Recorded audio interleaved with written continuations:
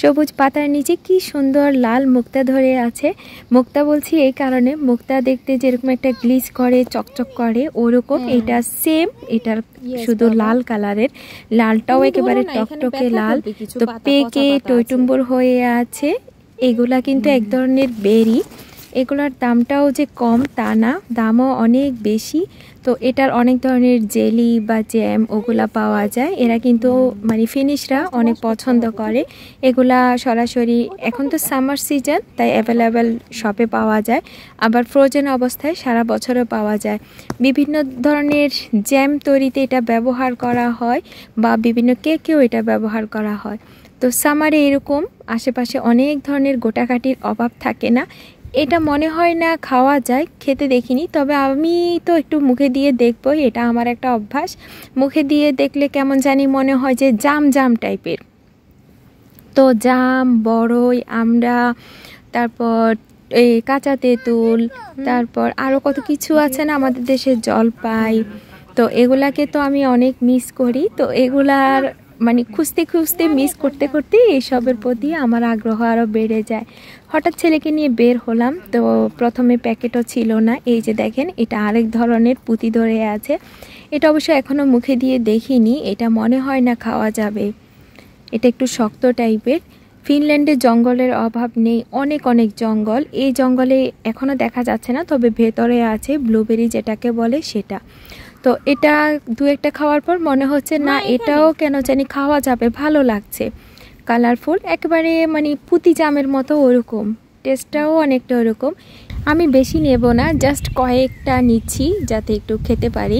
তো এই জায়গাটা আমাদের বাসার সামনাসামনি, আমি এ পর্যন্ত কখনো আসিনি। আজকে দেখি যে এখানে একটা ছোট্ট মাঠও আছে, বাচ্চাদের খেলার জায়গা, ফুটবল খেলতে পারবে, কিন্তু কোনো বাচ্চাকেই দেখা যায় না। এখানে একটু মানুষজন কমই থাকে। লক্ষ্মী আবার কেন আসছে এখানে?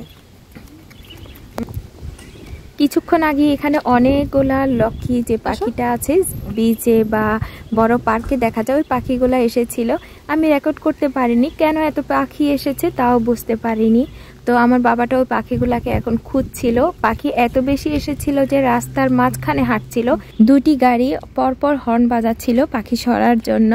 তো যাই হোক, বাসায় এসে তো দেখি যে কিছু একটা খেতে মন চাচ্ছে, আর বাচ্চারাও এই টাইমে একটু ক্ষুধার্ত থাকে। তো শর্টকাটে ভাবলাম একটু কলার পিঠা তৈরি করে ফেলি। আজকের এই কলার পিঠাটা ভালো হয়েছে, বাট কেন জানি আমার সাথে একটু গন্ডগোল করছে, তেলে দেওয়ার পরই বেশি ছিটাচ্ছে। তো এটার কারণ সম্ভবত মেবি আজকে কলাটাকে আমি বেশি একটু ম্যাশ করেছি, আমি একটু হ্যান্ড ব্লেন্ডার দিয়েছিলাম মনে হয়, ওই কারণে। যাই হোক, বিকেলের পর্ব তো শেষ করলাম, এখন রাতের জন্য প্রস্তুতি নিচ্ছি।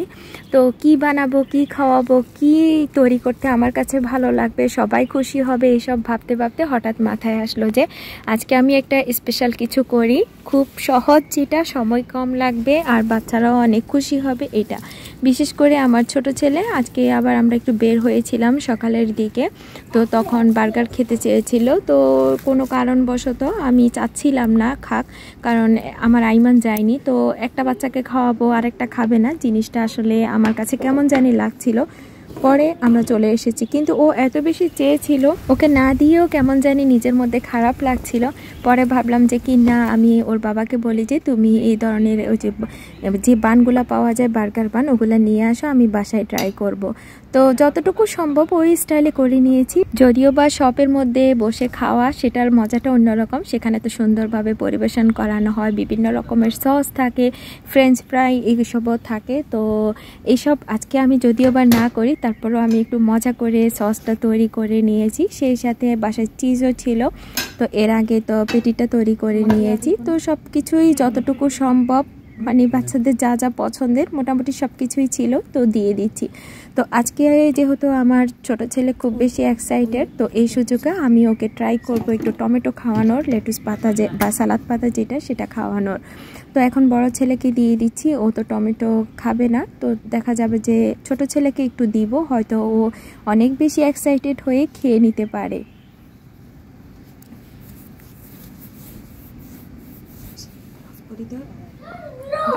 তো ফাইনালি রেডি।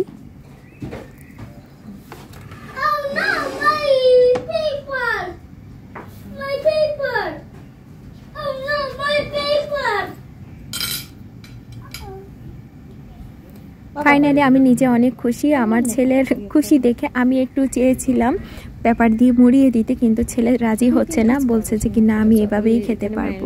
পরে আমি দেখছিলাম খেতে পারছি কিনা, তো তারপরও যতটুকু সম্ভব খাক ওভাবে, যে যেভাবে খুশি থাকে আর কি, এটাই সবসময় চেষ্টা করি।